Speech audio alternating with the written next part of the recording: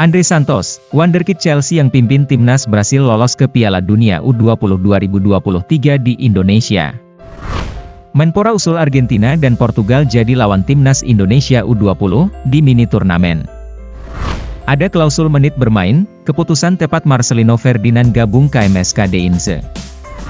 Countdown 100 hari Piala Dunia U20 2023. Shin Tae-yong cetak gol tendangan penalti di SUGBK. Manajer Persebaya Yahya Al-Kathiri menyebut, Marcelino Ferdinand milik klub, bukan timnas atau Shin Tae-yong. 19 klub Liga Inggris, kompak minta Manchester City terdegradasi di RUPS Premier League hari ini.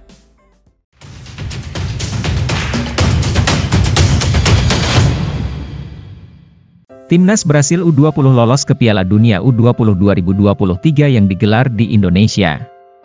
Suksesnya Brasil U20 tidak lepas dari kontribusi wonderkid Chelsea, Andre Santos, yang tampil sangat bagus.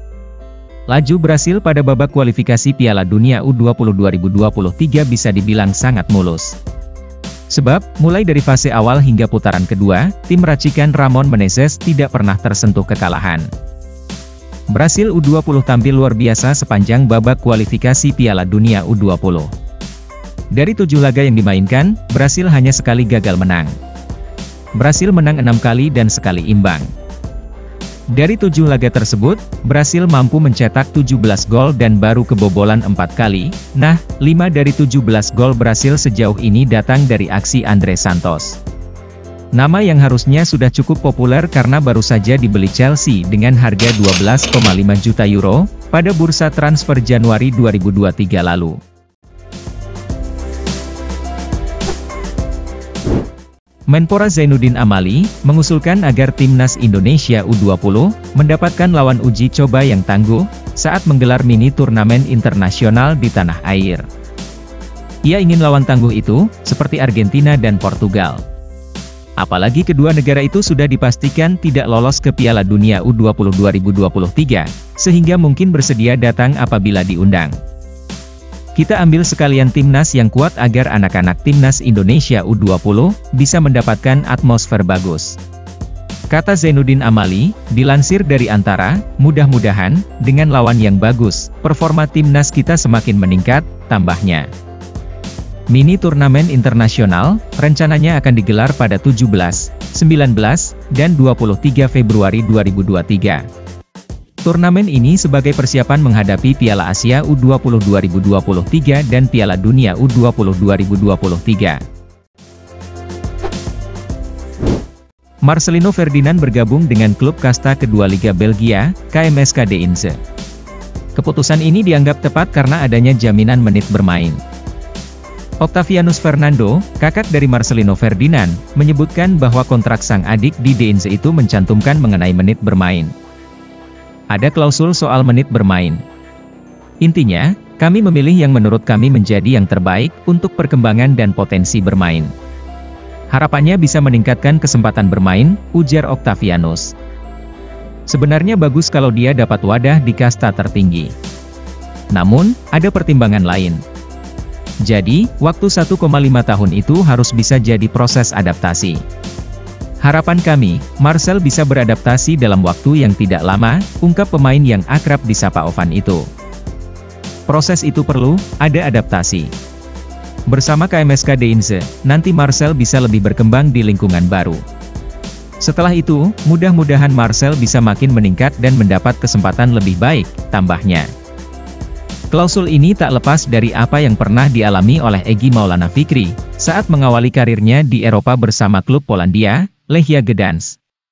Saat itu Egy lebih banyak bermain untuk tim junior Lechia Gdansk. PSSI menggelar acara countdown atau hitung mundur, 100 hari menuju Piala Dunia U20 2023, di Stadion Utama Gelora Bung Karno, SUGBK, Senayan, Jakarta Pusat, pada Kamis, 9 Februari 2023. Acara ini dihadiri oleh Ketua Umum, Ketum, PSSI, Muhammad Iriawan, Menteri Pemuda dan Olahraga, Menpora, Zainuddin Amali, Pelatih Timnas Indonesia, Shin Tae-yong, sejumlah penggawa Timnas Indonesia U20, dan beberapa anggota PSSI lainnya. Countdown ditandai dengan tendangan penalti yang dilakukan oleh Muhammad Iriawan ke gawang yang dikawal Zainuddin Amali. Hari ini seperti teman-teman lihat, kami melaksanakan kegiatan menghitung mundur 100 hari menjelang kick-off Piala Dunia U20 2023.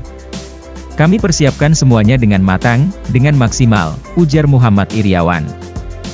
Dalam acara itu, Shin Tae-yong juga turut mencetak gol tendangan penalti ke gawang yang dijaga oleh kiper Timnas Indonesia U20, Dava Fasya Sukawijaya. Piala Dunia U20 2023 akan digelar di tanah air pada 20 Mei 11 Juni 2023. Indonesia baru pertama kali jadi tuan rumah pesta sepak bola level usia terakbar di dunia itu. Manajer Persebaya Surabaya, Yahya Al-Kathiri merespon komentar pelatih Timnas Indonesia, Shin Tae-yong terkait Marcelino Ferdinand. Yahya membela gelandang 18 tahun tersebut. Sebelumnya, ST mengkritik keputusan Marcelino Ferdinand yang memilih berkarir di Eropa sebelum gelaran Piala Dunia U20 2023. Dia juga menyebut Marcel pergi tanpa izin ke Timnas dan PSSI. Menurut Yahya, Marcelino Ferdinand memang tidak punya kewajiban untuk berpamitan ke ST maupun PSSI. Karena, statusnya merupakan milik Persebaya. Yang harus diketahui, Marcelino itu milik klub, itu dulu poinnya, ungkap Yahya Al-Kathiri dilansir bola.net, Rabu, 8 Februari 2023. Marcelino itu milik Persebaya, jadi tidak wajib izin ke siapapun selain ke Persebaya, tegas manajer Persebaya tersebut. Artinya, langkah yang diambil oleh Marcelino sudah tepat. Dia memang hanya perlu izin dari klub untuk melanjutkan karirnya di Eropa. Menurut saya Marcelino itu anak baik, etikanya juga baik, dia sudah benar meminta izin ke klub, lanjut Yahya. Yang punya pemain itu klub, bukan Timnas atau Shin Tae-yong, tegas manajer Persebaya tersebut. Sebanyak 19 klub Liga Inggris, kompak meminta Manchester City terdegradasi di rapat umum pemegang saham, RUPS, Premier League yang berlangsung hari ini, Kamis, 9 Februari 2023. Sekedar diketahui, Manchester City dalam masalah. Menurut investigasi yang dilakukan Premier League dalam kurun 2009 hingga 2018, Manchester City melakukan sekira 100 pelanggaran terkait data keuangan. Jika terbukti bersalah, Manchester City terancam serangkaian hukuman. Hukuman yang menanti Manchester City bisa pencopotan gelar Liga Inggris, pengurangan poin hingga yang paling ekstrim terdegradasi dari Premier League yang notabene kasta tertinggi sepak bola Inggris.